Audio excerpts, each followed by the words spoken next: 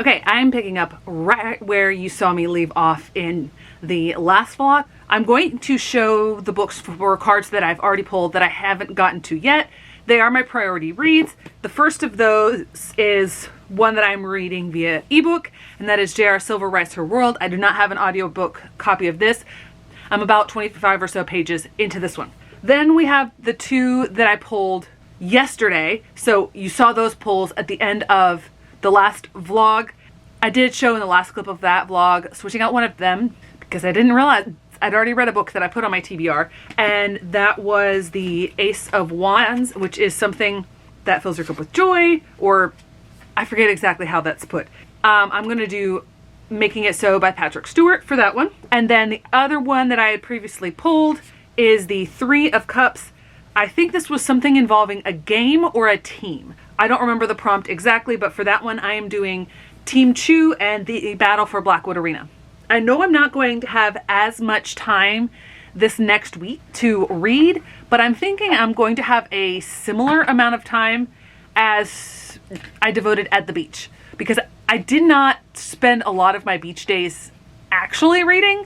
I saved my reading for on my run with audiobooks, and then like an hour or so before bed with like ebooks and stuff. That's an amount of time that I can dedicate throughout this week as well. We shall see though. So I'm going to pull 4 more cards and have 7 total for this upcoming week. If I get through all of these, which who knows, maybe I will, then I'll pull more as I get to it, like I did with the moon. And I've already taken that one out. I needed to do that because I needed another audiobook, and I'm so glad that I did, because so far that's my best book this month, and that was The Water Dancer by Ta-Nehisi Coates.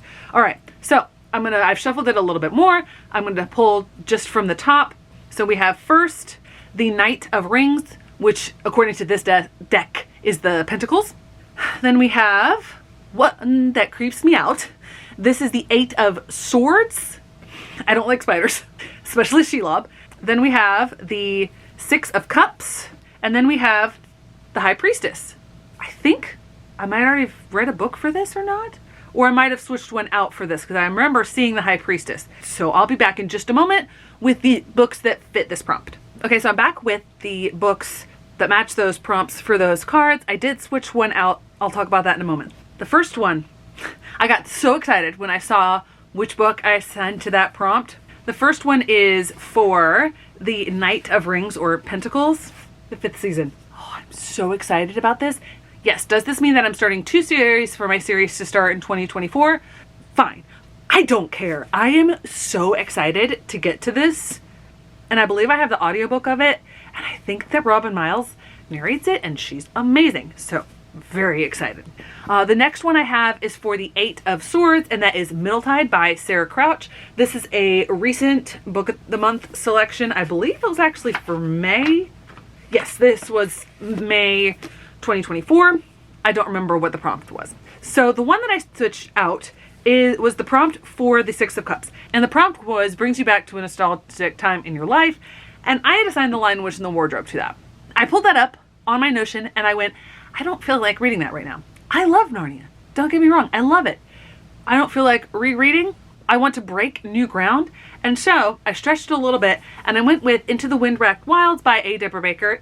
This is almost a take on a classic where 2 kids end up accidentally in a portal world that seems very Wizard of Oz, L. Frank Baum, Narnia-esque inspired. And so that's how I'm making this fit, because those were the kind of books that I absolutely loved growing up. And then, really funny, I knew I remembered the High Priestess prompt from just having looked at it, and that's because it's the Truly Devious Book 3 that I was going to put on the list after forgetting that I had already read Book 2. So the cards wanted me to make further progress in this series. So technically this is the conclusion to the original series. There are 2 more books that star Stevie Bell, who is the main character, but they're not directly connected. They don't have an overall mystery connecting them like the original trilogy does. I don't know whether I'm going to count finishing the original trilogy as crossing that series off the list, or if I'm not going to count it until the 5th book. We shall see what I decide. I'm a completionist, so I'm probably going to need to read all of those before I consider the series finished. That makes 7 books on my TBR. All of them seem manageable, so I think I've weighted my TBR for this upcoming week pretty well. Okay, I'm going to briefly update because I finished a book. It is Tuesday on my summer work week, which is going so well. I'm so excited to be back at this school. I did not update yesterday because I hadn't finished a book. I'd gotten mostly through this book, which was one of the ones that I pulled towards the end of the last vlog in case I got to it on my run, which I didn't. I actually really enjoyed this. This was a fun, fairly low stakes book. And in this book, you have these 2 siblings. They're a year apart. They love playing laser tag, but they are sort of antagonistic at each other because, I'm trying to remember the names. I think it's Sadie. She's really smart, really good at all that stuff, and it's highly valued by their Vietnamese family. Cliff is super athletic, but he struggles academically, but because he's the boy, he gets preferential treatment. She wants to measure up in her brother's eyes so that he's not always dogging on her, and etc. And this new arena, laser tag place opens up, and they decide they want to do this, and there's a way where if you get all of these points and you're at the top of the leaderboard by a certain date, you get different prizes. And so obviously both of them want to win the top prize. Problem is, there's something slightly wrong with the arena, and then they get sucked into this drama, basically, and most of this book is them dealing with the different games and things in the arena. I'm hurrying because my battery's flashing. There's a lot of character development in the sibling relationship in here. It's not so much external drama, but some of that is handled. And I think this is an excellent kind of cozy middle grade read that might appeal to male audiences. And there's not a lot of those. So I definitely recommend this one. Okay, so I'm back to do an update. I could have done several other updates this week. As I noticed during the school year, I did not necessarily want to update when I got home after my run. It's super humid out, super sweaty. I'd get in the shower. I wouldn't necessarily want to come on with wet hair, even though that wouldn't matter. But also the motivation to come on and recap. My brain was tired. I think we'll stick with recent reads once the school year starts, but that's done for now. We had the 4-day training. I'm going in briefly on Monday to take some stuff into the classroom. The only reason that I'm doing that is because there are some volunteers from a local company. I think it's a local credit union. I don't remember. But they're there and they can help bring stuff in. I had intended to bring in stuff periodically throughout the week, but my room wasn't quite ready yet because they were painting all the rooms, and some of the rooms were ready at the beginning of the week. Mine was ready Thursday afternoon, so the last of the 4 days. But I'm actually kind of excited about that. I've got that, and then there's a content planning day on Thursday next week. So I don't have straight vacation days until the 31st, which is my last day of quote-unquote freedom or vacation, until our pre-service days start. But it'll be a little bit easier on those days to do like recaps vlog style. Who knows? So I have 5 books to talk about. Oops, that's my bad. So this section is more like a recent read. So the first one to talk about is Into the Windwracked Wilds. This is book 3. I don't know how many are being planned in here. I enjoyed this. It just feels a bit repetitive by this point because the main characters end up going over the woodward wall. I think that's something related to the title of the first book. I don't remember though. They're on what's called the Improbable Road, and they're trying to get back home. So this has callbacks to Narnia, to Wizard of Oz. This is supposed to be the fairy tale present in the Middle Game series. I have not read Middle Game yet. It's on my 24 and 24, so I hope to get to it sometime this year. I like it. It's kind of absurd. I like the pattern to it, but again, not much seems to happen in this book, and it feels a bit strung out. We shall see. I'm not getting rid of it. I think it's a 4-star. I'm hoping that Sean McGuire writing as A. Deborah Baker, wraps this up in the 4th book of the series. The next one took me far too long to read because I started it last Saturday in the airport waiting for my mom to do her interview for Global Entry, and that is J.R. Silver Writes Her World. I expected a lot more of this than what I got, and I don't know if I'm going to be holding on to it or not. I haven't put it through compile yet.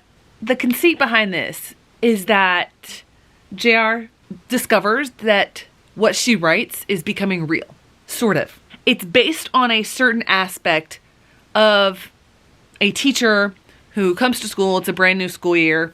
She's dealing with the possible loss or change of a friendship, and there's like magazine covers involved and other people involved, and there just wasn't anything definite put out, no real resolution, no explanation to why she was chosen, because she's the only one that can do this, even though the whole class does the assignment with these magazine covers.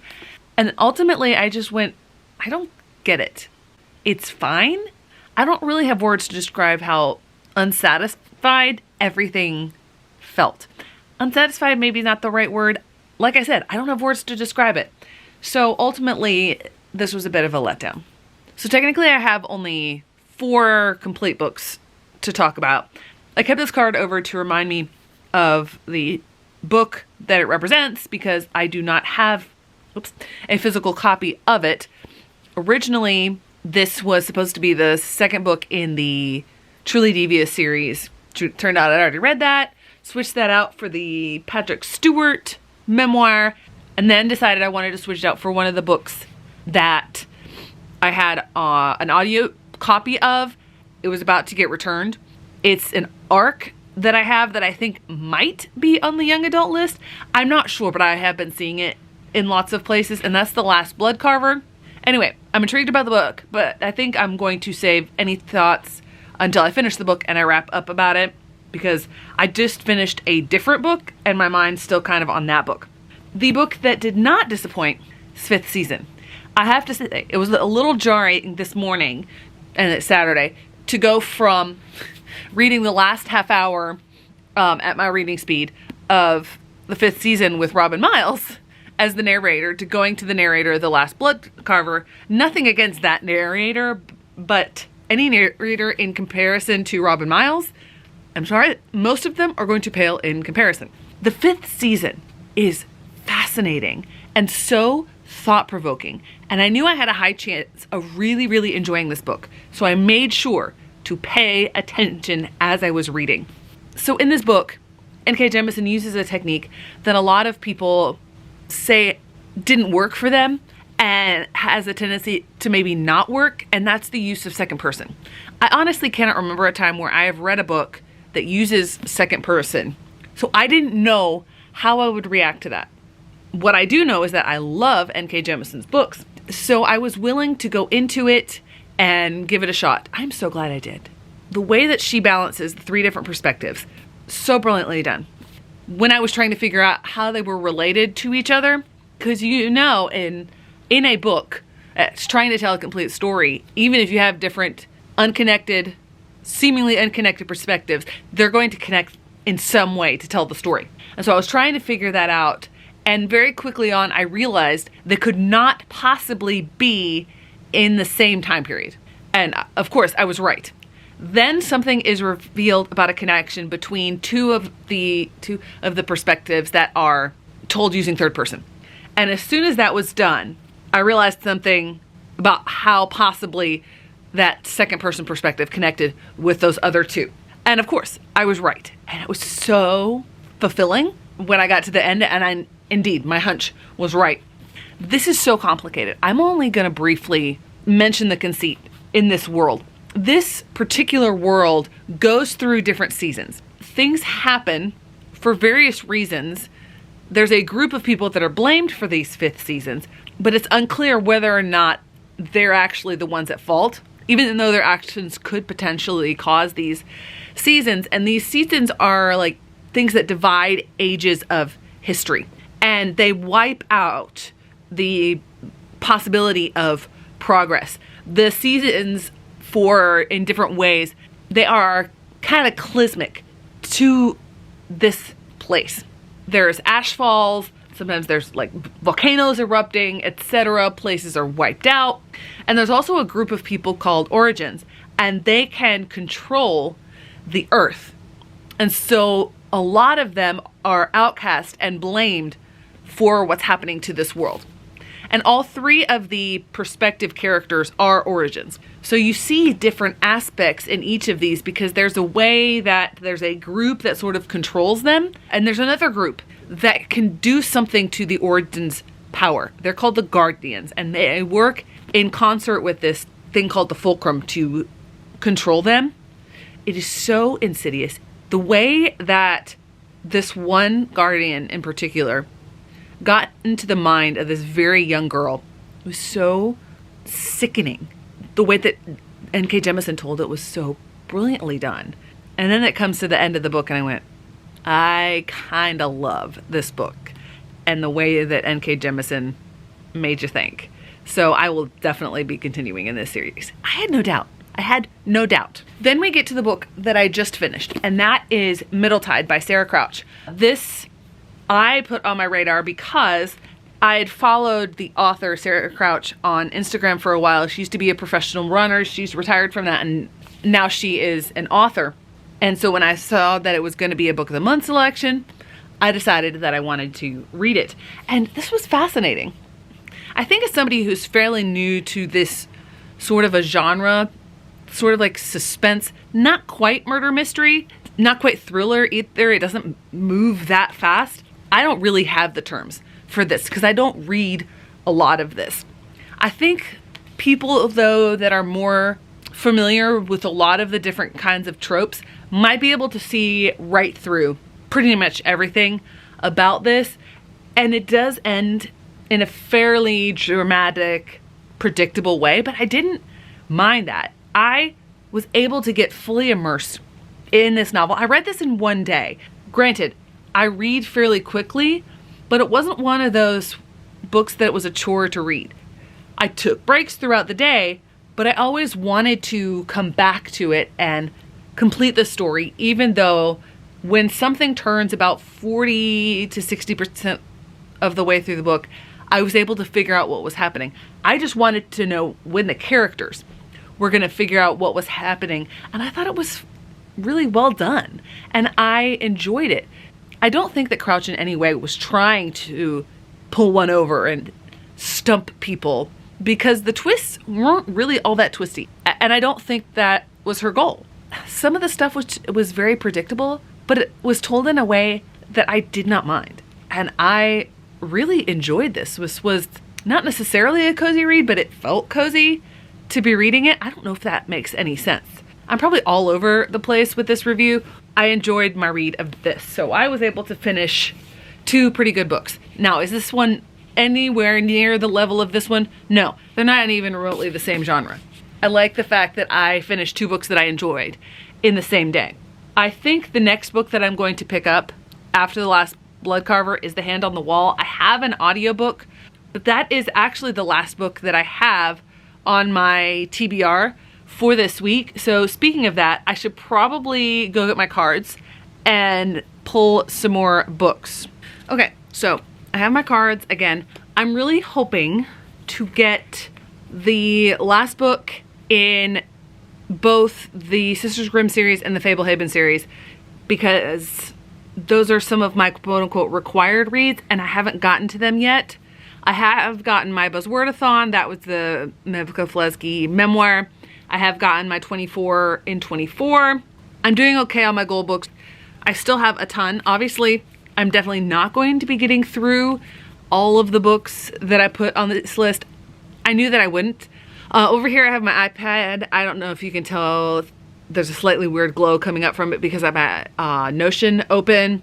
So hopefully I'll be able to just look at the books here and then get the books later. I think I'm going to pull 6 cards, again, to give myself some choice. Being on vacation sort of next week will help. I'm not sure how many more books I'm going to get to, but I do have a lot of puzzling that I need to get to. So hopefully that will help. And I hope I get a lot of my audiobooks.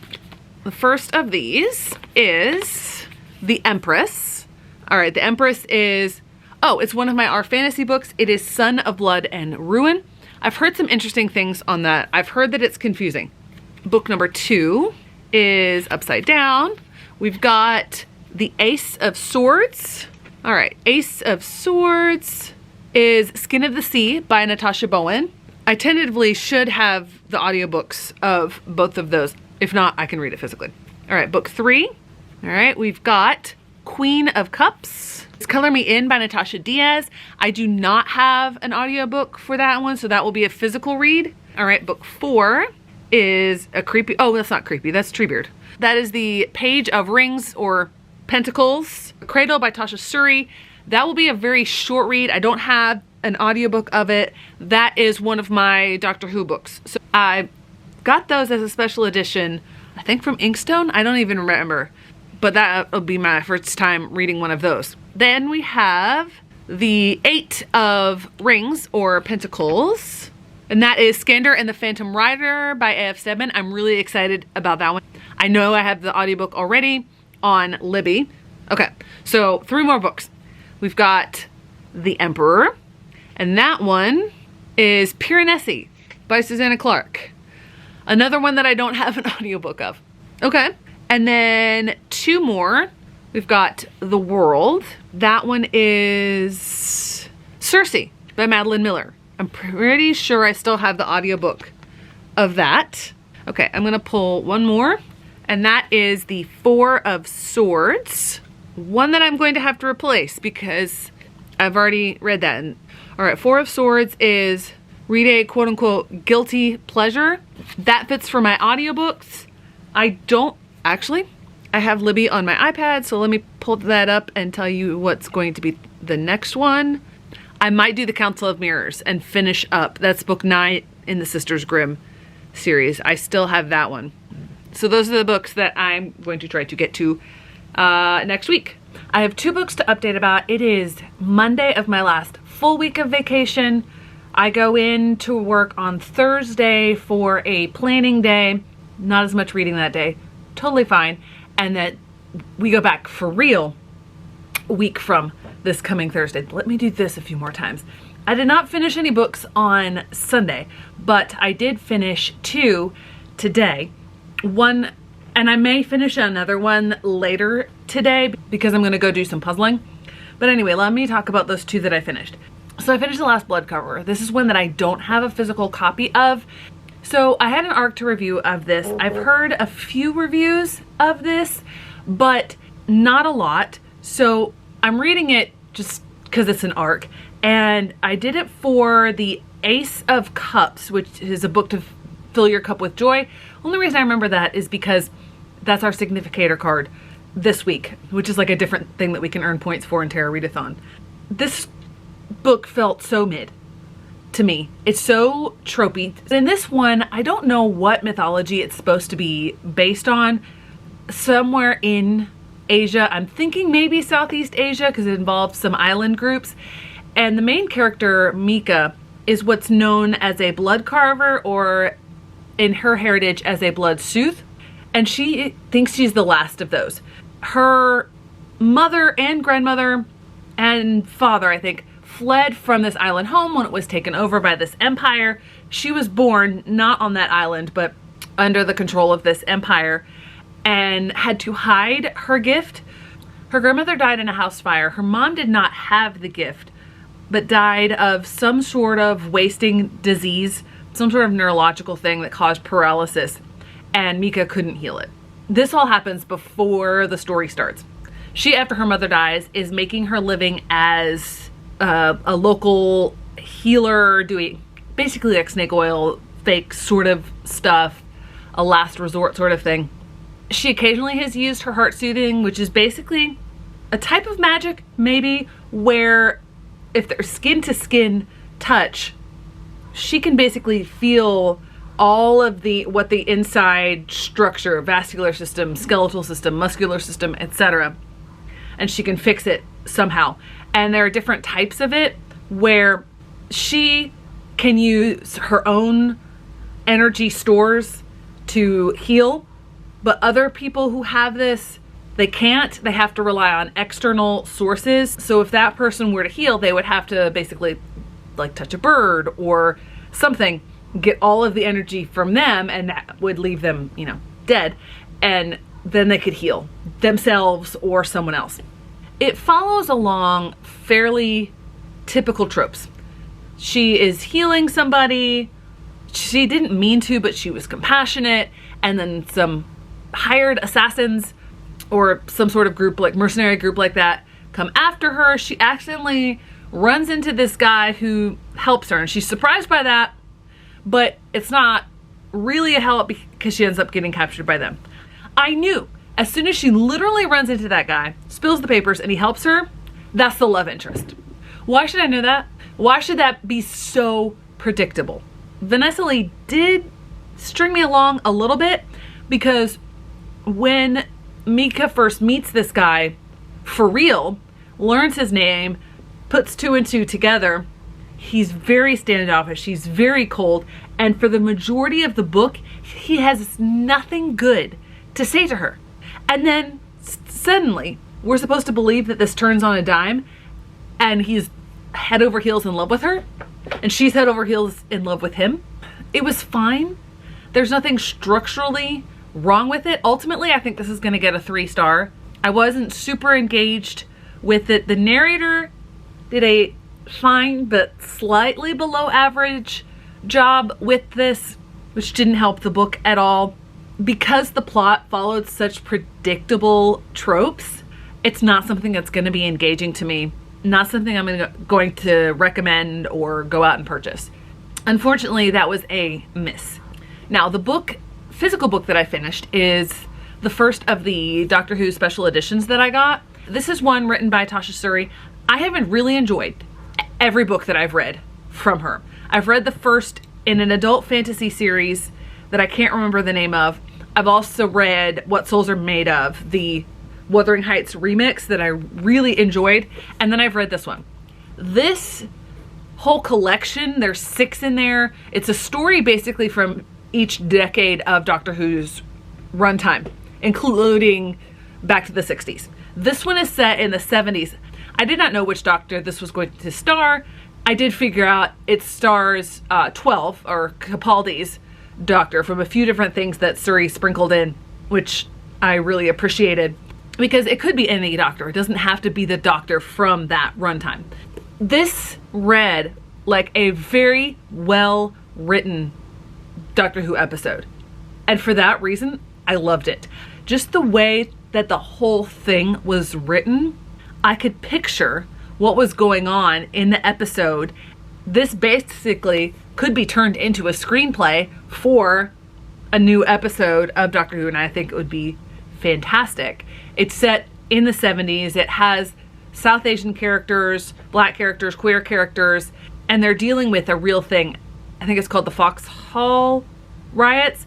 I might not have that 100% correct, but that brings in another thing that I love about Doctor Who, and that's their connection to real history. I really enjoyed this one. The one that I started on audiobook is The Hand on the Wall, which is book 3, the conclusion to the overall trilogy in the Truly Devious series. It took just slightly to get into the series to remember some of the things that I've read about it, because I read book 2 in the series 4 years ago. I was thinking back on that. I did not watch book 2, but I did not follow up on things. I also did not continue reading in series, so it really surprised me that I read book 2 in a series.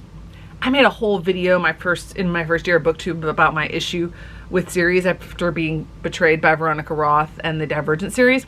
Not to bring that back up. I think it's intriguing. I'm about 60% of the way through it. I probably will finish it either today or tomorrow morning. And this was the last of the cards that I pulled from last week. I think the next one that I will read via audiobook will be the last book in the Sisters Grimm series. And then physically, I'll either pick up Piranesi, Color Me In, or Skin of the Sea. And I haven't decided yet. Okay, I'm back with the next clip in the vlog. They're doing yard work. I didn't think about that before I started this clip. Hopefully, it's not going to be too loud. I have 2 books to talk about. The one that I finished yesterday is The Council of Mirrors. This is the conclusion to the Sisters Grimm series, and I thought it was a really well done conclusion. I will say, I think this series dragged out way too long. It was very episodic, and a lot of my issues with the main character, Sabrina, the older of the two sisters, about her never maturing and learning her lesson. It seems like it takes a long time for her to learn all of these things. I think that Michael Buckley wrapped things up really well in here. There were some things that got really dark, some fairly serious topics, including something that happens with the character of Prince Charming. I really like how he handled that. So overall, it's a really good conclusion to the series, a series that lasted a little bit too long, a series that I'm going to keep on probably on my classroom shelves. Then we come to the book that I just finished, Circe by Madeline Miller. This is a well-beloved book. Problem for me is that it's Greek myth retelling. I have read a lot of Greek myth retellings. Very popular trend lately. In Madeline Miller's defense, when she wrote this 10 years ago or so, that wasn't necessarily the trend. She, I think, was one of the ones that was getting it started. That's the only thing, though, that I can say in its defense. I can say this. It is beautifully written. The voice of Circe, the narrative is lyrical. It flows really well. I really enjoyed the voice that Miller gave to Circe. Unfortunately, I am all done with Greek myth retellings. I'm really trying to get this done with the artwork going on. With that said, I don't plan to pick up any more Greek retellings unless I have to. If there's one on the Goodreads Choice Awards list this year, which there might be, I might read it. It's not that this was bad. This is gonna get a 4 stars from me because all of the pieces to it were there. It's not a favorite. It was a Greek myth retelling. It was telling a Greek myth in a more normal style. I have tried to film this clip multiple times. We're gonna leave that one in there, even with the yard work going on behind me, because I keep thinking he's passed, but he keeps coming back. So unfortunately, those are the ones that I have finished. The next one that I'm going to read is Skandar. It's book 2 in the Skandar series. And I need to get started on it ASAP because the book returns very soon. The audiobook does, and it's a 6-week wait. So I'm gonna get onto that. Physically, I'm gonna pick up Piranesi next. I didn't read anything physically yesterday. I could have, but I ended up listening to a lot of Circe and finishing my Yellowstone puzzle. Let's see if I can get the 5 books finished that I have on my TBR left for this week. Okay, I'm back with another clip. Originally, I was gonna use this as like a final wrap-up outro clip for the vlog and put the vlog up for tomorrow, but that leaves Sunday through Wednesday of books that I wouldn't recap. So what I'm going to do when my hair dries, I'm going to film my TBR and put that up tomorrow, which is several days in the past when you're seeing this video. That aside, I have a couple books to talk about and then a few other thoughts. So the first book I have to talk about in this clip is Piranesi. I've read now both of the books that Susanna Clarke has published. The difference in size and subject matter is incredible. The Strange Case, it's Jonathan Strange to Mr. Norrell. It's much longer. It's like this whole long phrase, and this is just one word. And the book itself is like massive. Piranesi is not. It's very short. It's 200 something pages. Everyone says that this book is very weird. And I agree. The book is very weird and captivating, but you get to the end and you go, huh? How am I supposed to feel about that? So the setup in this, you have a main character, Piranesi. It's not this figure on the cover. This main character, Piranesi, and that's not his name, and he knows it's not his name, but that's what he goes by. He's in this quote unquote house that's not really a house because it has hundreds and hundreds of halls and rooms and etc. Like even Piranesi doesn't know how many are there, and there are tides, like water comes through in one level, and there's a livable level, and then there's a level where it's like There are clouds. Not a normal house. And in a bunch of these different areas, all these halls, there are statues. This is one of the statues.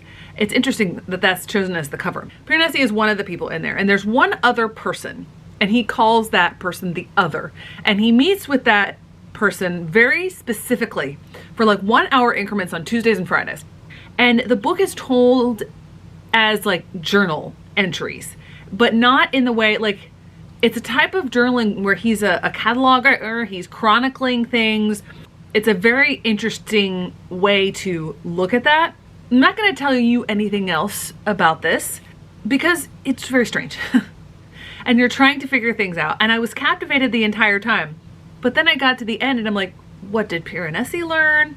What were we supposed to learn? By the end of it, it's a very weird book.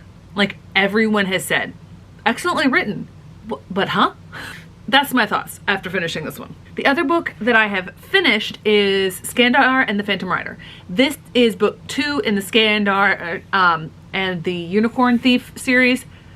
I think it's just, I don't know what the name of the series is, but in this world, unicorns exist, but they're not like the fairy tale white and fluffy and nice unicorns. No, unicorns are basically, unicorns are basically monsters. They're vicious, they're magic wielding. There's all sorts of things that go along with them. And every solstice, kids of a certain age have the opportunity to go try and see if they are a unicorn rider. And it's very recently, at the time of the first book, been opened up to the mainlanders because all the unicorns live on this specific island. Skandar is a mainlander.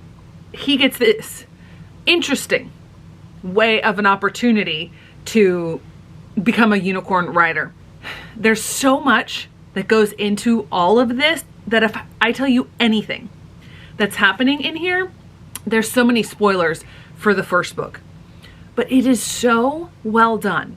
The way that A.F. Stedman is able to build such complex characterizations, friendship relationships, familial relationships, because Skandar also has an older sister, Kenna, who is 1 year older than him. They both always wanted to be unicorn riders, but she wasn't able to. She was denied. It's just so well done. The voice that A.F. Stedman gives to her characters is phenomenal. There's not much more that I can say about this. I'm trying to think about what I can say that wouldn't be spoilers because it's book 2 in the series, and there's really not that much more, but I'm eagerly anticipating getting to the 3rd book in this trilogy. This is just fantastic. As to what I'm currently reading, I am about halfway through Skin of the Sea by Natasha Bowen, and this is fascinating. The way that Bowen is telling this story, it's a fantastical world, but only slightly fantastical. It's based on real things. And the main character is, and I forget the name of it, but it's basically a mermaid-like creature. And she was turned into a mermaid by the Orisha, whose name I've also forgotten. Her job is to basically gather the souls and do some sort of rites for them as they die in the water, or as they're already dead. But she comes across this one, she's about to do what she's supposed to do, and she realizes, oh, he's alive. And she's like, oh, I know that the only thing that I'm supposed to do is, you know, I'm not supposed to interfere. I'm just supposed to, you know, give these basically funeral rites to their souls. But she's like, I can't let this person die when I have the ability to possibly save them. And so that launches them into the meat of the story. The writing in here is so lyrical and so evocative. It's brilliantly told. And I am fascinated to see what's going to unfold because of this. So I'm excited. Actually, I'm about 60%, 65% of the way through this. So I will be able to finish this either today if I listen to more of an audiobook and not watch the Olympics, or tomorrow for sure. That leaves only Son of Blood and Ruin from what I pulled last week for these cards. July obviously is coming to a quick close, And so I'm not going to pull a ton of cards. I might not even get to all of the books on these cards, but I want to go ahead and pull them before I do my August TBR, because that's going to influence the August TBR. Okay, I'm back with another update. Before I get to the books that I've read, I have some books that I purchased. They're not book boxes, so they're not going to go in my unboxing. I have been doing these things to sort of gamify my reading, my habits at least, so I can earn books, and it's working pretty well. So what I did, as I was going through my series and things, books that I needed to complete series and etc., I decided to purchase them. I don't think this is all the books that I got. No, it can't be. But it's some that have arrived thus far. I got Destroy the Day by Bridget Kemmerer. This is book 3 in that trilogy that I started last year. I have book 2 already. Needed book 3 to finish that off. Then I have the next book in the Aggie Morton series, or at least one of them, because I did buy all 3 that I needed. I also got myself a new copy of The Vanishing Stair because, as I've shown in the previous vlog, I think, or maybe the beginning of this one, it was rather damaged. So I'm just going to get rid of that one. And I also got 9 Liars, which is the second of the 2 spin-offs, which will hopefully help me finish that series. I also got all of the books in the Spellslinger series. Annoyingly, this is a different size paperback than 2 of the ones that I have, which is great. There's 2 different versions of the covers. There's these that have the playing cards on them, and then there's the other design. I can't really describe it right now. I don't know which is American, which is British, or if they just have 2 versions of it. So now let's get into the books that I have finished. I've been working through a lot of the project things that I've been putting off pretty much all summer. I go back to work in 2 days, and that means I've been listening to more audiobooks. I haven't picked up the next book that I'm interested in that I don't have an audio copy of. So both of these I read via audiobook. I need to pick up that other one. That one's Color Me In. I haven't gotten to the other 3 that I pulled cards for. I don't think that I'm going to get to them. Let's talk about the 2 books because they both feature non-Western fantasy settings. One of them did it far better than the other one did. And that one is Skin of the Sea. I already described this a little bit in my last clip, so I won't do that again. But the way that Bowen told this story had me hooked from beginning to end. I think she did a fantastic job with this. At first I thought it was going to be wrapped up by the end of it, and then I remembered some things because I was thinking, is she going to introduce this weird twist or whatever at the end? But at the end, I remembered something that she had put into the plot earlier on that sets up for the larger series. The way that she did the characterization, I thought just was well done, and it kept me captivated throughout, as I mentioned. The one that didn't do it so well, I had a feeling that might be the case, especially after I looked at the rating of this book I had such high hopes for. And that is Son of Blood and Ruin. This is a Fairy Loot book. I might be canceling my Fairy Loot subscription even though they have very pretty books, because this one is getting on hold, unfortunately. I mean, just look at those edges. Those are gorgeous. At first, based on the author's note, I thought this was going to be pre-Columbian mythology, history, fantasy, etc. This is set in the Mexico area. It's not pre-Columbian. It's shortly after that. These actually are set around the same time, somewhere in the 1500s. This obviously in a version of fantastical Africa once the Portuguese started raiding the shores and taking slaves. This one is set in Mesoamerica, in the Mexico City area. The main character is a mestizo, half indigenous, half peninsulares or peninsular Spanish, And her father has perished at the opening point. Her mother is reigning as viceroy, the person that serves in place of the king, and she has a half-brother who is basically going to be the next viceroy. So her mother was not married to her father, and her stepmother, granted, not too happy about that. At the beginning, I was intrigued with the story because it's supposed to be this Zorro type story, but she also has a fantastical ability. She's able to shapeshift to turn into a panther. She's called the La Pantera. The plot in this book was all over the place.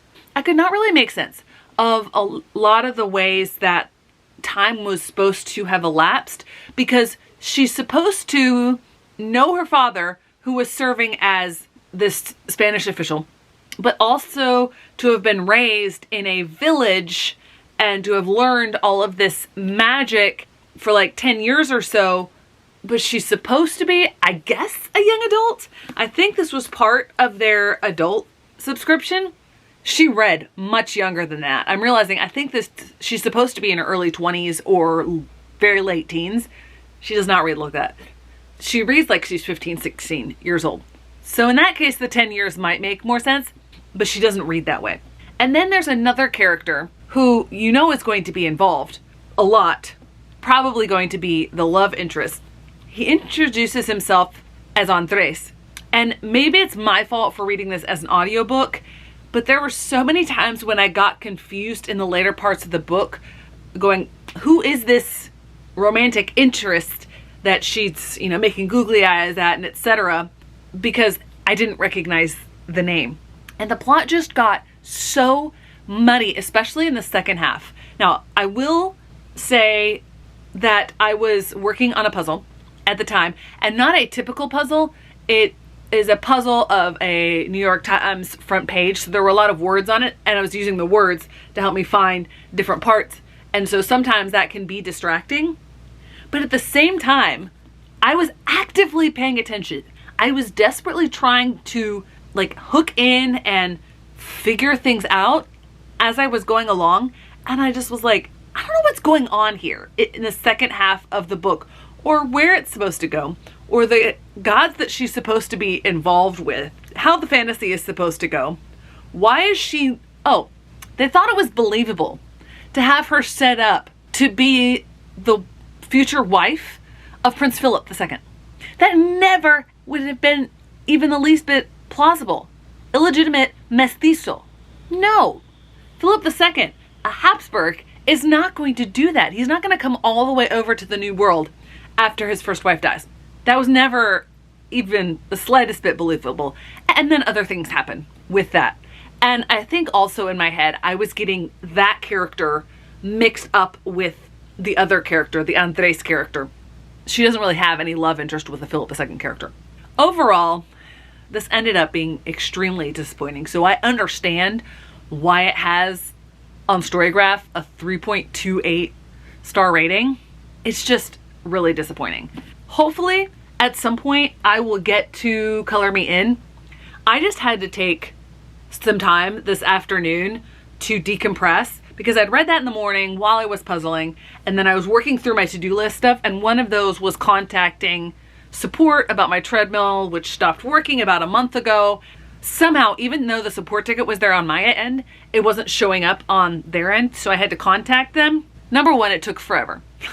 Number two, they might not honor the warranty that I paid several $100s extra for because I put it in my garage. And I can't even get anything done about it right now. I had to take photos of my treadmill, what was on it, the environment, the garage in its entirety, so they could see if they would make an exception for it. And she'll get back to me in 24 to 48 hours. Can you tell I'm a little bit frustrated with that? Apparently, it was in the warranty somewhere that I had to keep it in a climate controlled environment and plugged into, I forget how they called the outlet. Mine never was because this is an older house. Almost all of our outlets are only 2 prongs, which for a lot of things that you plug in today, they require 3 prongs. So I have a little extension cord where I plugged it in before just because it had a 3-prong connector, outlet, whatever. So I was very frustrated and not in the mood to go sit and cheerfully read. Yet another reason why I didn't pick that up after I filmed and posted my August TBR yesterday. This is Monday, by the way. Jade from JD Rare Reads, a member of her Patreon. She announced the challenge for August. It's your highest page number month yet. And of course, I'm looking at that going, I'm going back to school. I'm not going to do my highest month yet. I kind of want to participate in it. So make it a little bit more reasonable. I looked at all the Augusts since I went back to teaching. And some of them, you know, a lot of them were falling in a similar range. A couple of them early on were really low. But there was one, I don't remember what year it was, 2019, 2018, one of those years, where somehow in August, I read 31 books. And somehow that added up to over 11,000 pages. I don't know how that happened. And I was thinking, oh, I must have read a whole lot more pages in June when I read 82 books. No, only about 400 more pages than that August. What? How is that even possible? I have no idea. I might be doing a crazy thing in August, listening to a lot of audiobooks, but I think I am going to try to read 31 manga volumes in August. Readathon, Spy Family, maybe Dinosaur Sanctuary 5, Full Metal Alchemist, Witch Hat Atelier, maybe start my One Piece journey.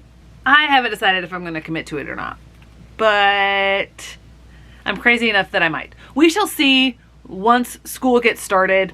It might not be feasible at all because I'm not going to stress myself over it. We'll let that be for now. I think my last clip of this vlog is going to be tomorrow, which is the 30th. If I finish anything on the 31st, I will mention it in my wrap up or maybe in August at some point. You just got to cut it off somewhere. Okay, I'm here to wrap up the vlog. It is July 30th at the time of filming this clip. I still have more time today to read. I don't know if I am or not. And I also have all of tomorrow. I think I might be able to finish up at least one more book. I still have not started Color Me In physically. I've been doing a lot of project stuff, as I mentioned. So that's just more conducive to audiobook listening. I've also been, you know, watching the Olympics and YouTube and etc. I probably will finish at least one more book. Oh no, I know for sure I'll finish at least one more book because it's shorter and it's like a 6-hour audiobook and I listen on 2.5 times speed. So I'll be able to get that one done for sure. That one is Fallout by Leslie M.M. Bloom. I had filmed a clip of me pulling cards, decided not to use that because I thought I wasn't going to read any of those books. Fallout was one of those. Decided to go ahead and read that. Still not going to put that clip of those cards in because this vlog is long enough already. Speaking of that, I'm going to try to keep this vlog to under an hour. Don't have much time left. The one other book that I finished is We Were Dreamers by Simu Lee, and I loved it. I thought this was a well done memoir, got a look into a very complicated family life. He got very raw with a lot of what he told about his upbringing and the dynamics within his family. And I really appreciated learning more about this, even though as someone who has watched almost all of the Marvel movies, I've not seen the one that he starts in. I've kind of fallen off after Infinity War, or I think that was the second of those. Anyway, I'm a fair weather Marvel fan. But this is an excellent book. Here we have all save, I think, one of the books that I read in the second half of the month, because that was an arc that I had an e-copy of. I did slow down in July. This doesn't look like it, but I did slow down. Thanks so much for watching. I hope to see you in the next one.